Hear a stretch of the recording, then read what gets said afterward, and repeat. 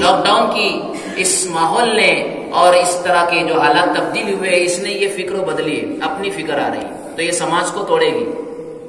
اس لیے ہمارا کام امت کو اس کی طرف کیا کرنا ہے؟ متوجہ. ہم خود بھی متوجہ ہوں گے کیونکہ ہمیں تو توجہ کے بغیر چارہ ہی نہیں ہے نا.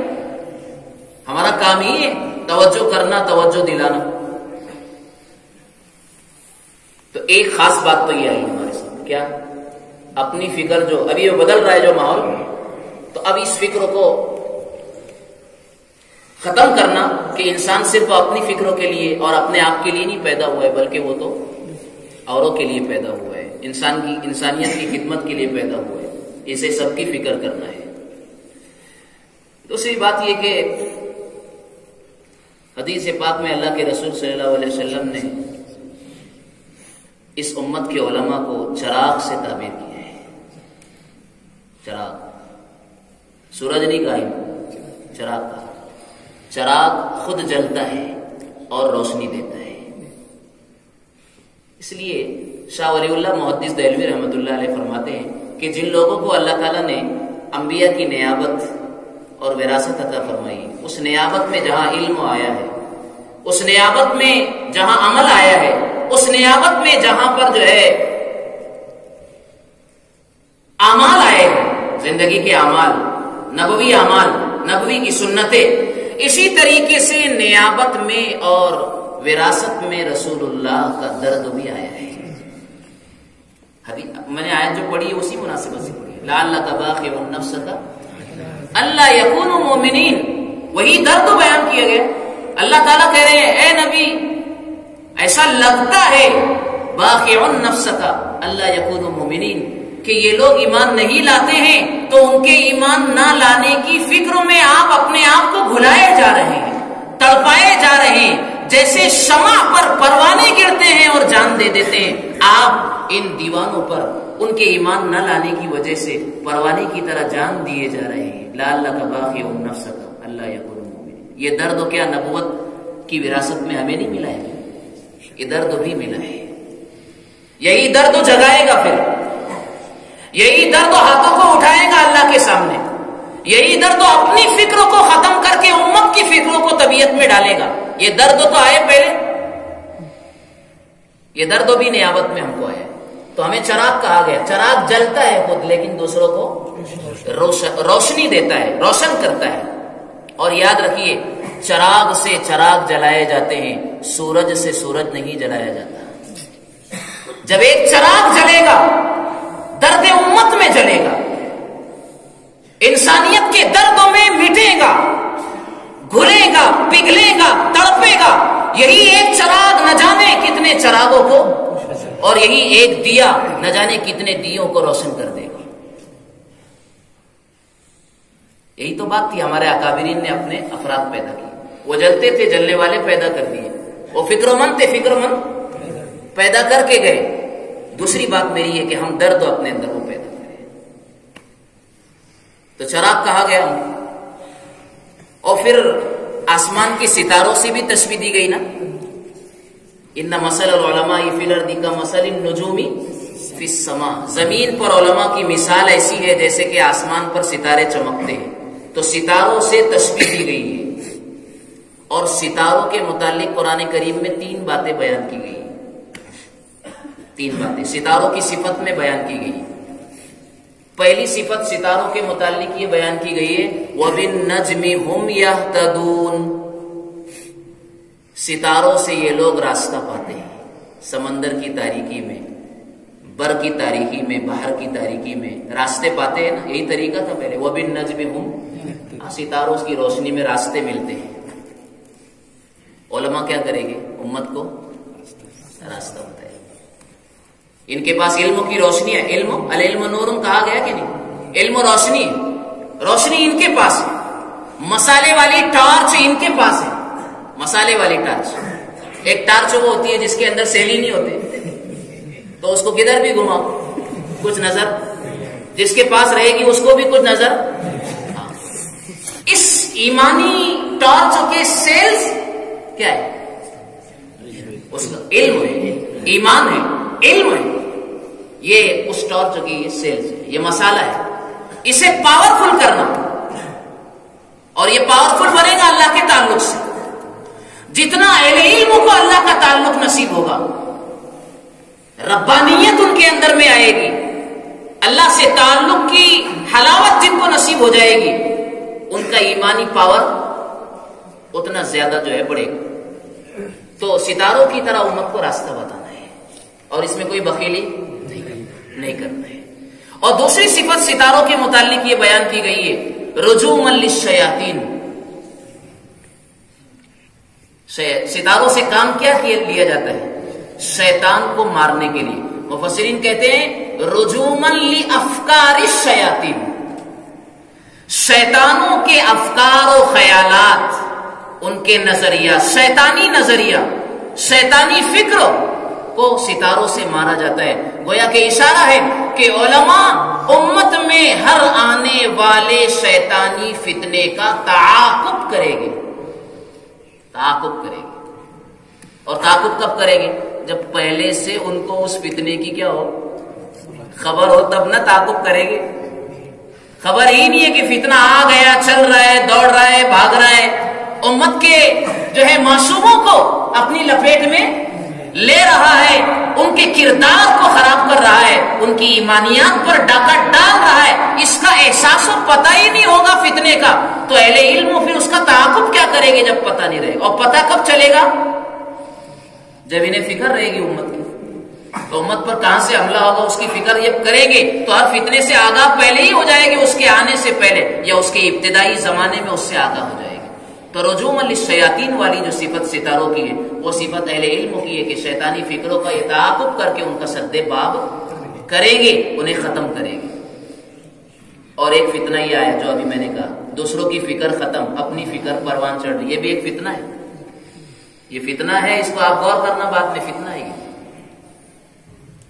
اور پورا اسلام کا نظام اجتماعی یہی سکھا رہا ہے کہ دوسروں کی کیا کرو. حدیث میں کہا گیا کہ نہیں بھئی وہ پڑوسی بھوکا ہو اور ہم کھانا پیٹ بھر کے کھائے اور اس کا پڑوسی بھوکا ہو تو اس کا ایمان کامل اور مکمل نہیں ہے. کیا مطلب؟ دوسرے کی فکر ہی دلائی جا رہی ہے نا. ایسے ہی کہا گیا ولیمے کا بدترین کھانا وہ ہے جس میں مالداروں کو بلایا جائے اور غریبوں کو نظر انداز کیا جائے. کیا سکھایا جا رہا ہے؟ اس سے بہت اسباب نکالنے کے ہیں. مطلب یہ کہ خوشی کے موقع پر بھی غریب کو بھولا نہ جائے. گھر میں اگر کوئی خوشی کا موقع آ گیا اور اچھی اگر ڈش پک گئی، اب تمہارے لاک ڈاؤن کی ڈش کون سی تمہارے یہاں نہیں پیدا ہوئی معلوم نہیں ہے، لیکن جو بھی بہترین ڈش پکی ہے تو کہاں اپنے پڑوس آس پڑوس والوں کا خیال رکھا جائے.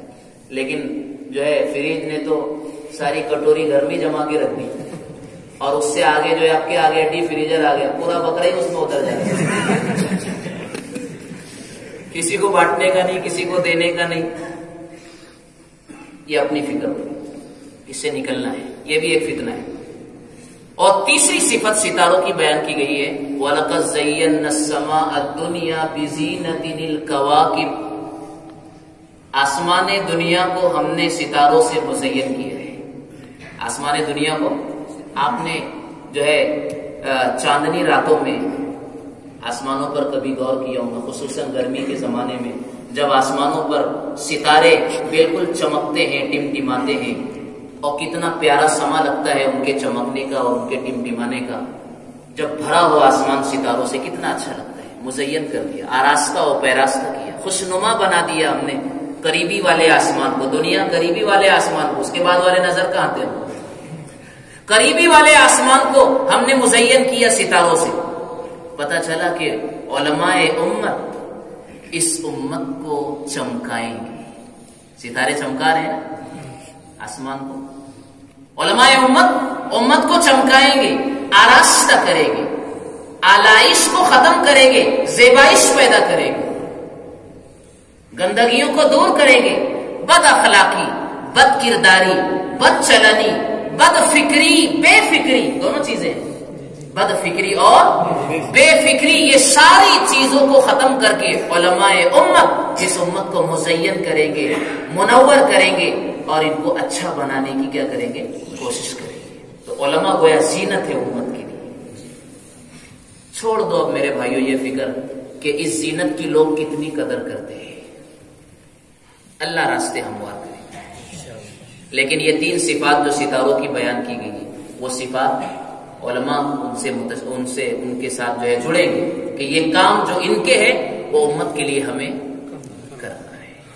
یہ آپ کی میری ہم سب کی کیا ہے ذمہ داری ہے. اور اخیر میں ایک بات کہوں گا کہ ایک مشورے کے طور پر ایک بات ہے کہ دینی سرگرمی چاہے امامت کی ہو، تدریس کی ہو، مکتب میں پڑھانے کی ہو، دینی سرگرمیاں جتنی بھی ہیں، میں آپ سے مشورے کے طور پر یہ بات کہوں گا، عرض کروں گا کہ اس کو اپنا ذریعہ معاش کا دار و مدار اس پر نہ رکھیں. اپنے معاش کا، روزی کا دار و مدار اس لیے آپ ہنر بھی سیکھیں گے، علوم عصریہ ان میں بھی اپنے آپ کو آگے بڑھائیں گے. زمانے میں چلنے والے جو صنعت و حرفت کے جتنے شعبے ہیں ان میں بھی اپنے آپ کو ہم بڑھائیں گے، پیش قدمی کریں گے. اور اس لائن کی امت کی جو ضرورتیں ہیں اور ان کے تقاضے ہیں ہم ان میں بھی ان کے لیے کفیل، متکفل اور ان کی ضرورتوں کو پورا کرنے والے بنیں گے. تو ہم امامت کو، درس و تدریس کو، تعلیم و تعلم کو، مکتب میں پڑھانے کو، ان ساری چیزوں کو بنیادی طور پر معاش کا ذریعہ نہ بنائیں گے. اس لیے کہ جب ہمارا معاش کمزور رہے گا تو ہمیں دب کے کام کرنا پڑے گا، وقار کے ساتھ کام نہیں کر پائے گا، طاقت کے ساتھ کام نہیں کر پائے گا. اس لیے علم کے وقار کو، اپنی شخصیت کے وقار کو، اپنی آبرو کو سلامت رکھنے کے لیے ہمیں اہل دنیا، اہل ثروت کے سامنے اپنے لیے کبھی نہیں جھکنا ہے، اپنے لیے کبھی نہیں جھکنا ہے. لیکن پھر جھکنے کا موقع نہ آئے، ضرورت نہ پڑے، اس لیے اس کے واسطے میں یہ بات کہہ رہا ہوں مشورے کے طور پر کہ اپنے ذریعہ معاش کی بھی ہم کیا کریں گے، فکر کریں گے، اس اعتدال کے ساتھ کہ کہیں دینی سرگرمی فوت نہ ہونے پائے اور چھوٹنے. یہ تو امانت ہے، اس امانت کو امت تک پہنچانا ہے، اس کے تقاضوں کو پورا کرنا ہے. تو یہ بات اخیری جو میں نے کہی ہے بطور مشورہ کے کہی ہے. اللہ تعالیٰ مجھے، آپ کو، ہم سب کو عمل کی توفیق عطا فرمائے اور اللہ تعالیٰ اس سلسلہ تعلیم و تعلم کو مزید سے زیادہ مزید طاقتور بنائے اور پھر سے ہمارے اپنے جامعہ کی اور دیگر مدارس و مکاتب کی فضاؤں کو، بہاروں کو اللہ تعالیٰ پھر سے وہی لوٹائے. وآخر دعوانا الحمدللہ. الحمد كله ولك الشكر كله وإليك يرجع الأمر كله. اللهم صل على محمد النبي الأمي الهاشمي وآله وسلم تسليما. اللهم لا سهل إلا ما جعلته سهلا وأنت تجعل الحزن سهلا إذا شئت.